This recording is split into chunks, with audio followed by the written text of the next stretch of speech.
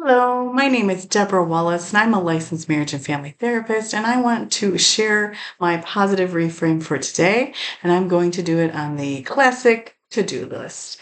We all have a running to-do list, and it's actually very helpful to write out our to-do list as our working memory in our brains can only hold 7 bits of information.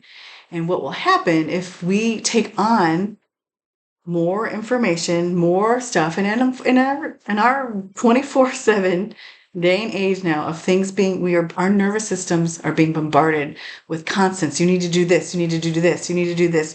And what happens when we don't have processes, ways to organize and make sense of that information to make it more manageable, our brain is going to default to a lot of coping mechanisms. And one of them is to become hypervigilant, constantly looking out, constantly needing to bring up, running through, ruminating, thinking, and we're constantly going. And that's unfortunately a disservice. Although it's trying to help us, it's actually helping us kind of stay in a state of stress where we're actually less able to get things done. And then we're not enjoying life. We're not in the present moment.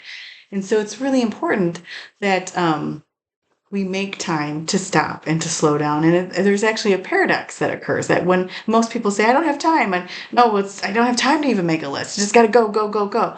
When actually, if we stop and list it, write it out, do something, we will actually feel more secure. The nervous system, our brains like to make sense of information and to make it more manageable. And when that happens, then we'll be able to function and we actually end up getting more done. And so, to be honest, I've been one of those people that did not like to write to-do lists. So I used to be on that go, go, go, go, go. So I've lived that. And a few years ago, I had massive change. And so I thought, I was constantly feeling overwhelmed. So when you're feeling overwhelmed, it's a good time that's your nervous system saying, hey, let's pause. Let's create some structure. Let's process what's going on. And so I started to do a version of a list that I actually heard from Esther and Jerry Hicks. I don't know if familiar, Abraham would be mentioned. And it was a placemat activity where you would take a sheet of paper and you would. So I just do a notebook. Actually, this is what mine looks like. I just have a notebook. But you take a sheet of paper, and then you put a line down it halfway, and on one side you write what I will get done today, and then the other side you will put what I would like the universe to do for me today. So I would do that, and you know what was amazing? So on the I will get done today would be, work, exercise, call somebody, like all the tasks. I just put them all here. And what I would put on the universe side to do would be things like, just alleviate the debt. Or, there's some things that just feel so overwhelming. Like I don't even have, and I was almost like wishes, like a wish list. So I was just putting here. And I've been doing this process for probably 2 years now. And I was blown away that as a few months getting into it, things on this side actually started getting done. And I was also getting a lot. I was absolutely getting a lot done on the things on my side that I wanted to do. But it was wonderful to see how much was coming on that side. So what my reframe though is so I even went a step further. So because sometimes I would fall, as life goes on, we get stressful. I started to just do, to-do list. And then I remember how that would feel when I wrote. I was like, the to-do list. And so recently I decided to even make the shift from I will get to do today to I get to do today. I get to do today because although these things that we need to do and get to do, want to do, don't want to do, there's that we don't want to do. And however, it's important to remind ourselves that every day is a gift. I mean, this is the way I love to live. I've experienced a lot of losses in my life. And so I truly like to look at each day as a gift and an opportunity.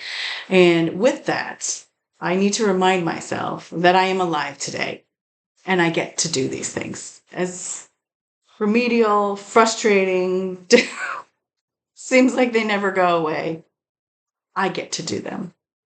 And when I write it that way, it helps my nervous system feel a little lighter, a little more appreciative, and with some more space and motivation to be able to do those things. And I assure you, I'm not a person, like I'll still tick off the list, but it's important. It's not my mission to tick everything on the list because then just the next day I'll roll it over to the next day because there's another fabulous book that I read that stuck with me was Don't Sweat the Small Stuff, and it's all small stuff by Richard Carlson. And I love it because there's just little notes. You can read it in a 30 seconds or a minute. And one of them is the reminder that you will die with a to-do list. And that helps me in so many ways because, as I mentioned, that this day and age is just 24/7 bombardment of stimulation, what you need to do. And especially with work. I work with so many people and so many people, I gotta do this for work. And yeah, it pays the bills. And yes, I have to. And the kids have to do this for school. And they have to. And they have to. And they have to. And I just, let's all take a deep breath because right now, this moment is all we have. Nothing else is promised. And when you die, I assure you that those things on your to-do list, no one's going to give a hoot about. And you're going to care more about the quality and the connection and the time you spent with the people you love and who matter most to you. And that starts with yourself. And that's why even on my I get to-do list, I put exercise, yoga, meditation, eat healthy. Actually, something that is care how I feel. I put that pretty often on that list because I forget, especially being a female, give. I literally have to write down, care how I feel. And it's really important that we take time, because this is it, this is what you got, to process what's going on, to give yourself permission to organize what's happening for you, and so that you can make conscious choices with the things that you're choosing to do to give yourself a better life, quality of life for you and your family. You can learn more about me at positivereframe.org. And I've also just published a book called How to Train the Brain because I love sharing tips about the brain. And I'll always weave that into my positive reframes. Take wonderful care.